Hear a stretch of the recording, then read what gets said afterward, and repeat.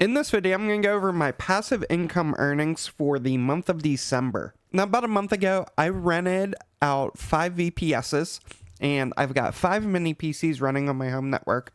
And I did cover a video on kind of an overview of how I set this up across these 2 videos. So there's the passive income sharing bandwidth, and there's also the setting up PyVPN to actually set up a WireGuard VPN tunnel between my home network and 5 VPSs that I ran on Ionos, and those were $2 each for a total of $10 a month is what I'm paying to rent those VPSs. And today I'm going to talk about my earnings for the month of December and some additional nodes that I spun up on those. So we're just going to hop right on over to the spreadsheet. Now, if we take a look at the November spreadsheet, this is kind of what I started off with. We had a bunch of bandwidth sharing apps that we were running, and I decided to trim the list down a little bit for the month of December. So in November, we identified a couple that really weren't earning that much. So those are removed off this list. We didn't run them in December at all. But for December, this is what we ran. So we ran Peer to Profit, and this one, again, we're running on all 5 nodes, and we only earned about $1.10 with that. And again, this is across all 5. But more importantly, we didn't really earn much over the past week or 2. So I might actually be shutting these ones down. We're going to keep an eye on this. The next is EarnApp. And EarnApp actually did really well. I was pleasantly surprised. Unfortunately, this one doesn't pay in crypto. So they only pay in PayPal, Wise, or Amazon gift cards. But we earned $5.96, and this can't run on the VPSs, but this is running on my home network. So for just running one node, we made almost $6 in that month. So that was a really good one.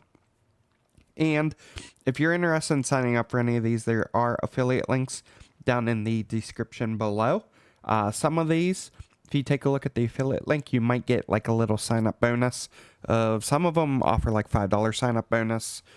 Some are like $1. So just take a look at those if you're interested. Next up is RePocket. And just as a reminder, all of these I'm running in Docker. So RePocket is another one. And we earned $2.22 with this one. So this actually wasn't too bad. Happy with this one. And this one, they also pay in BTC on the Lightning Network, or you can get Tether on Polygon. So I'm happy with those rewards. TraffMonetizer is the next one. And this one was only 90 cents. We do have this running on all of them. We are getting stable rewards. It's not a lot, but we are at least getting consistent rewards daily with these. So that added up to 90 cents. The next one, I'm probably going to turn this one off. It's ProxyRack. We have it run on all the systems, but we only earned 17 cents for the whole month. So this is one that 17 cents probably really isn't worth it for sharing bandwidth. And they also don't really have any documentation on what the payout types are. So we haven't had a threshold where we can actually request a payout. I don't even know what those payout types might be. So we may actually end up turning this one off. The next one is a PacketShare. And this one, again, wasn't great, but I guess it was kind of okay. We earned 39 cents, so at least was double what ProxyRack was. And that was running on all of our nodes. Next one is Honeygain. Now, Honeygain won't work on VPSs, but we do have this running on our home network. We earned $4.30, which is pretty good. Now, one caveat here is that I actually had it offline for 9 days out of the month. So we're really only looking at 2/3 of a month of it up and running. And we earned $4.30. About halfway through the month, I switched this. It's no longer running in Docker. I actually have this now running on a Windows GUI. So I'm running the Windows GUI app. And that is because that also enables some additional earnings. Now, we haven't earned any from the deliverability part of that yet, but we'll keep an eye on it and see. It keeps saying we're in queue. It looks like it's up and running, but it's not actually being utilized yet. Next up is PacketStream. PacketStream did 60 cents, and this is another one that doesn't work on VPSs, so we're only running it on our one system. Now this says NAS. I actually spun up a new home lab server, so none of these containers are running on my NAS. They're actually running on my home lab server. And that home lab server is running an N100, which is the same as all these mini PCs. So, same hardware. Next up is Pawns. This is one that we are definitely turning off. We only earned 1 cent for the whole month, and it's really not using any bandwidth. It just seems like it's really not sharing any data. Maybe they don't have clients. I've actually used Pawns in the past. They actually have a good residential proxy running service, but for whatever reason, none of my systems are getting rented. So we're going to go ahead and actually get rid of this one. So we won't be running this in the month of January. Next up is Mysterium. I am running Mysterium on all of the systems. And so what we end up with here is we've got $5.73. We earned 25.82 Mysterium. And again, Mysterium is a token on the Polygon network, and it's currently valued at 0.22. I have not cashed out any of this, so we are just holding the Mysterium. Now, the one thing I did want to mention before I move on to the other ones is we are spending $10 a month to rent these. So if we add up just the bandwidth sharing apps, we were at $15.67. This means that we are already in profit from what our basically our operating costs are. So this is great to see. Everything else that you're going to see down this list, including $5 from this list, so really like Honeygain, is basically pure profit. There's no cost to operate these. So moving on, I did include Helium and Crank in here. I may remove these next month, but just kind of wanted to give you guys a couple months overview of what those are earning. It's not very much. It's borderline probably not worth running them, but I already have the hardware and they don't really consume much power, so I just leave them on. But we've got our Helium IoT hotspot, which is a Syncrobit hotspot running the Nebra firmware. We only earned 248 IoT in the past month, and that's only worth 23 cents right now. So we're continuing to stack and hold the IoT. At some point, I'll probably start swapping some of this for Solana, but as of right now, we're just holding the IoT. And then Crank. Crank earnings went up a little bit this month. They ran kind of a holiday special where they did these golden beacons, and I think that contributed to the elevated rewards that we got. So we earned 133 of the Crank token. This is on the Kadena network, and that is currently worth $2.86. This is another one we haven't sold in quite a while. In fact, I think the minimum amount to swap out is like $10 or $15. So we've just been accumulating that one. Next up is storage, one of my favorite projects. So I run a storage provider on tons of systems. In fact, all of my mining rigs. And what I have done is all of my mining rigs are actually connected to the same VPN tunnel that Mini 2 is on. And what that allows me to do, with storage, you can run as many providers as you want because you can run them on different ports. So I've got all of my mining rigs. They're basically towers. They've got hard drives in them, 1 or 2 3.5-inch desktop hard drives. And we are providing storage alongside with the mining and anything else that those systems are being used for. So some of those mining systems, along with these mini PCs, are contributing to the storage earnings. Again, everything's routed through those VPSs. And that is around $7.13. Now, some of these are new. The way storage works, you have to build up a collateral over time. And so instead of providing upfront collateral, they basically hold back some of your earnings every month. So the first 6 to 12 months that you're running a storage provider, you're not actually getting all those rewards. So they're holding back a part of that.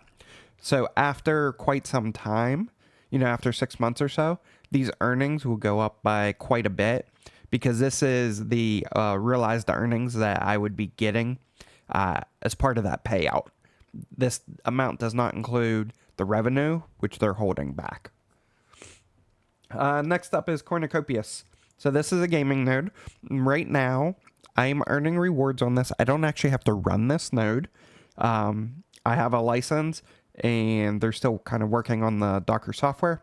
So until that is out, I continue to get these rewards without having to run any hardware. So we flag that as an on-chain node. And it's around $10 this month.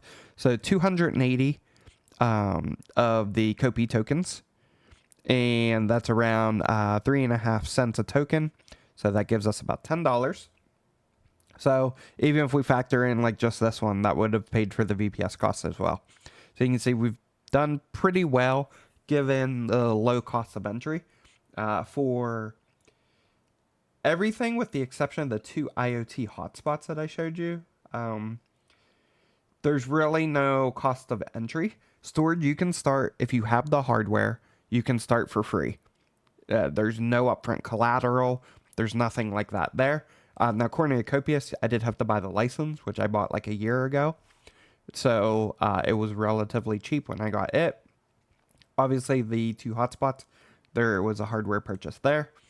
Storage did have hard drive purchases if you don't have spare hard drives lying around. But other than that, all of this other stuff, there's no cost. There's no basically entry cost to this outside of the hardware. Next up is my GagaNode 01 coin. This used to be really good. This used to have like basically a payback period of less than a month. I don't know why the rewards just aren't paying out that much. I don't know if they're just over flooded with master nodes now or what, but I'm running 5 ZOC nodes, and our rewards are only 181 ZOC, which is only 4 cents total. This is a crypto project that we are running master nodes on. It is a mineable project. They're on the NeoScript algorithm. So we're going to continue to run these. I kind of like the project, so even if the rewards were $0, we've already covered the cost of the VPS. I'm just going to continue to run these. Next up is Pigeon Coin. Now, we have 3 nodes that are essentially what I flag as on-chain because don't actually have to run the hardware for them. I'm working on spinning up some more in the month of January, hopefully. But we earned 113,000 Pigeon, and that is worth about 25 cents right now. Next is Innova. This is another project I really like that I've talked about before on some live streams. And this is one of the coins that I mine with FPGAs. But I got to the point where I was able to run what they call I believe they call it a collateral node. And it's essentially a master node / service node. And we're actually running this one in Docker because I already had a Docker container with the Innova node. So this is one of the few nodes that we're actually already running in Docker. We earned 642. Now, these node rewards are a combination of master node and staking. This does not include any coins that I mined for the month. So that is $1.37. The big difference with this one compared to these other nodes, I'm only running 1 node here because I haven't accumulated enough to spin up the other 4 yet. So we are, over time, we'll be accumulating that in Innova. It's not as cheap to spin up those nodes as it is for some of the other coins. So we're just accumulating over time with that. And I should mention this whole segment kind of here that I'm working through, this is really budget friendly. A lot of these nodes that I'm spinning up are less than $5 in collateral. So just something to keep in mind.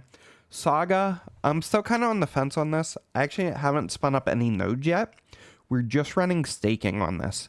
So I started with about 9,000 coins or so staking. You need 20,000 to run a master node. And we earned 560 this month, which was 47 cents. So that's not bad for just staking. The reason I'm on the fence on this is it's not on Zegax and it's not on most of the exchanges I use. So I would have to transact on an exchange just for this coin. So I'm keeping an eye on this. I haven't sold the coins I have yet, but I may not do anything with this in the future. We shall see. The next one is EDAL. And this one, I spun up 5 nodes for the month. This should actually be checked because I actually did spin up a 5th node closer towards the end of the month. We earned 15,525 of their coins, which is worth $1.89. And I do want to mention everything except for Saga is on Zegax. So that's one of the things I really like. What I'm actually doing is I'm mining with some of my Osprey E300s, mining asterisks to the mining to a wallet, periodically sending that to Zegax and swapping some of those coins for these various masternode coins. So I'm not buying these coins outright, but I am using my FPGAs to kind of mine into these masternode coins. So that was EDAL. Next up is GoByte, which is GBX. This is a really old coin. Again, this is another, I believe this was a Neoscript coin, if I'm not mistaken. It is mineable. I'm running 5 nodes with this. And we earned just under 180 coins, which is about 26 cents. And Bonte, this is the newest ones I spun up. Spun up 5 of these. And we earned 262,500 coins, which is worth about 30 cents. So for this one, you need 1 million coins to spin up a node. GBX, you need 1,000. EDAL, you need... this one varies. Right now, it's 160,000 coins, I believe. And Anova is 25,000. And Zoc is 1,000 and Pigeon is 1 million. So that's kind of the collateral that you need for each node. Now, moving on to, actually before we move on to what I'm going to be running in the future, if we just take a look at our total rewards for the month, across what we've seen here with our $10 a month cost, we've got a total revenue here of $46.22. So we profited around $35. And as we add more nodes, we're going to continue to, profit more. So this is going to be really good. This is what I like about this the most is we're able to cover the VPS cost running these bandwidth sharing apps, routing all that traffic through the VPS. And we're able to leverage that same VPS connection to run up to 5 nodes across all the coins that we want. So over time, all of these coins, we're just going to be stacking. We're going to be stacking all these coins probably throughout the next cycle. So this is going to give us a lot of accumulation. I don't foresee selling any of these in 2025. In fact, a lot of the prep that I'm doing is prepping going into 2026. So I'm one of those people that I like to really spend the bull run aiming and targeting and trying to, come up with a plan to go into the bear market. So while a lot of people, they focus a lot of their time on the bull run and getting to that point and selling off and then maybe re-getting in the bear run, I'm actually focusing on, in the bear run, how am I prepping, or in the bull run, how am I prepping for the bear run? That is kind of my take on it, and that is how I do things. And so these nodes, these rewards will stay consistent throughout the bear market, even if mining drops off. So obviously the fiat value will drop off on those probably, but overall, the rewards will remain stable. And there's no additional power cost. And I'm covering my power cost with these other bandwidth sharing apps, which I've been doing this on and off for the past 3 or 4 years. And these rewards have been stable. I've been running Honeygain for years. And typically, it's in that $5 to $10 range a month. So really happy with that. Now moving on to what I plan to run in the future. So these are the kind of the masternode coins that I'm currently looking at. And the big thing with these is they are either on ZegX or TradeOgre. Some of these are mineable, some aren't. But because they're on ZegX, I'm able to FPGA mine into them. So we've got Mariah. There's a privacy one. Stake Cube coin, which Stake Cube is a kind of a masternode platform, staking platform. And they're actually on FearoPal. So this one we could probably actually mine into directly, which we may take a look at doing. In fact, if you guys want me to maybe run some metrics and see how long it would take us, I do have quite a bit of decent Capel cards. So we could see how long it takes us to mine into that node if we want to see what that test looks like. We've got shares, we've got node stats, we've got G-Link. This is GemLink. This is another mineable coin. This is on Zhash, I believe. We've got XLN, Merge, SFD, COLX, and DCT. DCT, I'm still not 100% sure if I'm going to do this or not. The collateral's kind of high. Really, these last three, the collateral is a little bit high, but we might try to work our way up to that. So the plan is we've been working with the lowest cost of entry, getting those spun up first, and we're working our way up towards the higher cost to entry. So this is the plan. So over the next year, I'm not saying I'll have all of these spun up, but I would like to have at least maybe the first half, maybe including GemLink. So if we can get all of these spun up, that would be ideal. So we will kind of see how far we get with this. But this is the plan going into 2025 with the specific VPS systems that I have. And as I mentioned, with the collateral for storage, we'll be able to have a better idea of what those rewards will look like once we start meeting that 6 to 12 month threshold. So closer to the end of the year, we should really see our storage earnings go up, both in the amount of storage we're holding or we're getting, and also in the fiat value. Now, the one thing I do want to mention with storage, and I try to bring this up as much as I can, your rewards are tied to a US dollar value. At the end of the month, when they do the payout, they take that US dollar and they convert it to storage, and they pay you out in the storage token with the equivalent US dollar value. What this means is at the end of the month, if storage has a lower exchange rate to the US dollar, you end up with more of their token. But if it has a higher value, you end up with less of their token. Just something to keep in mind, you aren't actually accumulating storage throughout the month, like in real time on your rewards. You're basically accumulating a US dollar value, but then they're paying you out in that storage token.